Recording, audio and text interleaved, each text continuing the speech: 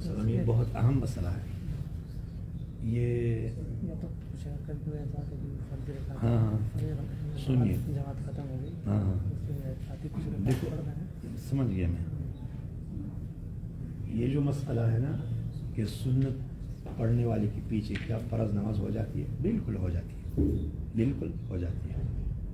ہمارے لوگ اس مسئلے سے لا علم ہے, تو اکثر جو ہے نا وہ پھر ایسی جگہ نماز نہیں پڑھتے جب ان کو پتہ ہوتا ہے کہ کوئی آئے گا بھی اور مجھے کندھے پر تب کی دے کر مجھے امام بنائے گا.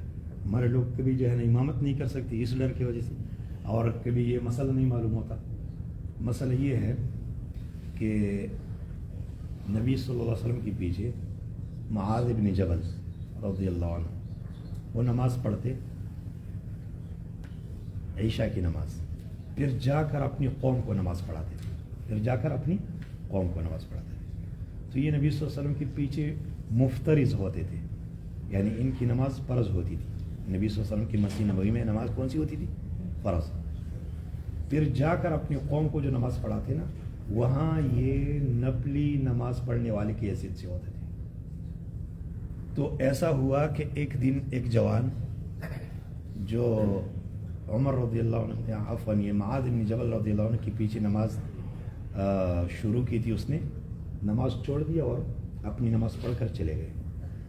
جب نماز معاذ بن جبل رضی اللہ عنہ نے پڑھائی تو کسی نے کہا کہ وہ فلانا تو آپ کے پیچھے نماز نہیں پڑھتا. تو انہوں نے ان کے بارے میں بری بات کہی اور کہا کہ وہ منافق ہو گیا ہے. کیا ہو گیا ہے؟ بہت خطرناک بات ہے. جب اس جوان کو یہ بات کہی گئی کہ آپ کے بارے میں معاذ بن جبل نے اس طرح کی بات کی ہے تو وہ بہت پریشان ہوا اور اس نے کہا کہ اللہ کی قسم میں منافق نہیں ہوں, اور جب اللہ کے رسول صلی اللہ علیہ وسلم یہاں تشریف لائیں گے تو میں ان کو بتاؤں گا. تو نبی صلی اللہ علیہ وسلم کا طریقہ یہ تھا کہ نبی علیہ الصلوۃ والسلام اپنے مسجد نبوی کے ارد گرد وہ اپنے ساتھیوں پر جو ہے نا وہ دور کرتے, وہ ایک ہفتہ ایک جگہ دوسرے ہفتے اس طرح. جب وہاں پر جب نبی علیہ الصلوۃ والسلام گئے تو وہ جوان حاضر ہوا اور اس نے کہا کہ اللہ کے رسول میں دن بھر اونٹوں کے ذریعے پانی نکالتا ہوں کنویں سے, اور پھر معاذ بن جبل آپ کی پیچھے نماز پڑھتا ہے عشاء کی, یہاں آ کر پھر ہمیں نماز میں سورۃ بقرہ سناتا ہے. تو میں تکا ہوا تو میں نے نماز توڑ دی ان کے پیچھے اور اپنی نماز پڑھی. انہوں نے میرے بارے میں اس طرح کی بات کی ہے. تو اللہ کے رسول صلی اللہ علیہ وسلم وہ راوی کہتا ہے کہ اتنے غضبناک کسی دن نہیں ہوئے جتنے کہ اس دن, اور فرمایا افتان یا معاذ, اے معاذ تم لوگوں میں پوٹ ڈال رہے ہو, فتنہ بپا کر رہے ہو. اور پھر اللہ کے رسول صلی اللہ علیہ وسلم نے فرمایا کہ جب نماز پڑھاتے ہو سورۃ الاعلیٰ, سورۃ اللیل وغیرہ یہ صورتیں پڑھا کر مختصر پڑھایا کرو. رکوع سجدہ صحیح ہو, لیکن یہ جو قرات ہے نا قرات کے طول سے منع کیا. تو اللہ کے رسول صلی اللہ علیہ وسلم کو یہ بات معلوم تھی کہ یہ وہاں میرے پیچھے فرض پڑھتے ہیں, تو پھر پوری قوم کے جو ہے نا فرض کیسے پڑھا سکتے ہیں, کہ یہ تو نفلی حیثیت سے ہوتا ہے. بات ذہن میں آ گئی کہ نہیں؟ ورنہ اللہ کے رسول صلی اللہ علیہ وسلم ان کو یہ بات بتا دیتے کہ نہیں تم پڑھاؤ, کیونکہ متنفل کی پیچھے مفترض کی نماز نہیں ہوتی.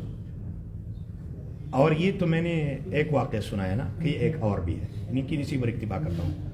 تو جو آدمی فرض پڑھے پھر سنتیں پڑھ لاؤ اور اس نے آپ کے کندھے پر تبکے دے کر کہا کہ میں آپ کا مقتدی ہوں, آپ میرے امام بن جاؤ, تو بنو.